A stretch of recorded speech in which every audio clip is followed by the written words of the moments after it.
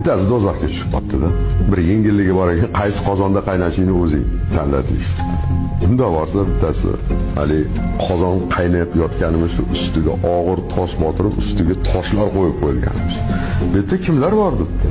Ya debdi, bu yerda yahudiylar bor debdi. Nimaga buncha tosh bosib qo'ygansizlar boshqa? Debdi, bu yerga ehtiyot bo'lib qarash kerak deyishdi. Bittasi chiqsa bo'ldi debdi. Qolgan tortoq tushib ketadi debdi. Ikkinchisi borsa qozon qaynab yotibdi. Yarim ochiq ekan. Bu yerda kimlar bor? Bu yerda ruslar debdi. Qochib ketmaydim, chiqib ketmaydim. Sanchiq bir tashlab yotaveradilar debdi. Uchinchisi borsa, uchinchi qozonning usti tamoman ochiq emish. Qozonda hali chuqurligi buncha baland emasmish. Bu yerda kimlar borsa, bu yerda o'zbeklar debdi. Debdi. Qochib chiqib ketmaydimi bir sakrab? Debdi. Bemalol o'tgan nazoratchimi u yerda? Nimaga desa, bittasi chiqaman desa, 10tasi oyog'idan tortadi.